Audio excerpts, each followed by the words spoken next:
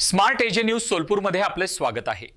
आपल्या भागातील रोज नवनवीन बातम्यांसाठी आमचा चॅनल सबस्क्राइब करा। स्मार्ट एजे न्यूज सोलापूरमध्ये आपलं स्वागत आहे। ऊस उत्पादक शेतकऱ्यांनी ऊस पाचट जाळू नये, महेश देशमुख।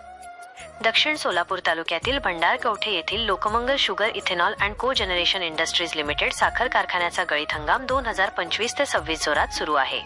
या हंगामाच्या पार्श्वभूमीवर भीमासेना खोऱ्यातील ऊस उत्पादक शेतकऱ्यांनी तोडणीनंतर शेतातील पाचट जाळू नये असे आवाहन कारखान्याचे चेअरमन महेश देशमुख यांनी केले। देशमुख म्हणाले की पाचट जाळणे म्हणजे सरळ जमिनीची सुपीकता नष्ट करणे होय।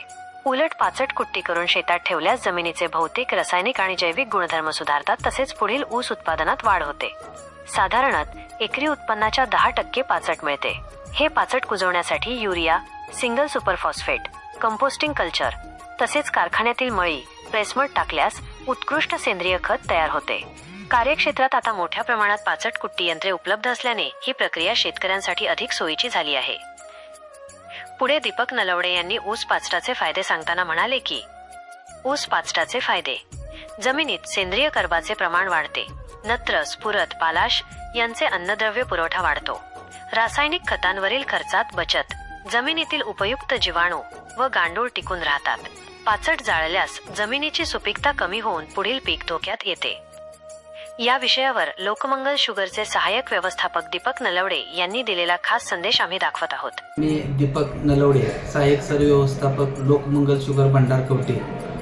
मी सर्व शेतकऱ्यांना, ऊस उत्पादक शेतकऱ्यांना आवाहन करतो की सध्या आता कारखान्याचा गाळप हंगाम चालू असून आपला सर्वांचा ऊस तुटून गाळपासाठी कारखान्याला जात आहे। तरी सर्व शेतकऱ्यांना एकच आव्हान आहे की आपला जो शेतात ऊस तुटून गेल्यानंतर जे पाचट शिल्लक राहते ते जाळू नका, कारण पाचट जाळल्यामुळे शेतीमध्ये जे जीवाणू असतात, ज्या जीवाणूमुळे आपल्या उत्पादनामध्ये वाढ होते, ते जीवाणू नष्ट होतात। त्याच्यानंतर जमिनीची सुपीकता कमी होते आणि यामुळे जे नंतर पीक आपण लागवड करणार आहे त्या पिकाचं उत्पादन कमी होते। त्यामुळे सर्व शेतकऱ्यांनी पाचट न जाळता त्या पाचटाची कुट्टी करून शेतामध्ये गाडावी व त्याच्यावर सिंगल सुपर फॉस्फेट 2 पोती, युरिया 2 पोती व डिकंपोजिंग करणारे कल्चर असे त्याच्यावर टाकून ते पाचट कुजवल्यानंतर त्या जमिनीमध्ये हवा खेळती राहते, तसेच जमिनीमध्ये नत्र, स्फुरद, पालाश या तिन्ही घटकाचं प्रमाण असते। त्याच्यामुळे आपल्या होणाऱ्या खताच्या खर्चामध्ये बचत होते व आपल्या उत्पादनामध्ये वाढ होते। तरी सर्व शेतकऱ्यांना आव्हान आहे की आपण पाचट जाळू नका, ठेवा व आपल्या जमिनीचे आरोग्य सुधारावा। स्मार्ट एजे न्यूज सोलापूरवर अपडेट राहण्यासाठी आमच्या चॅनलला लाईक, शेअर आणि सबस्क्राइब करा। बातमी व जाहिरातीसाठी संपर्क करा संपादक अभिजित जवळकोटे सर।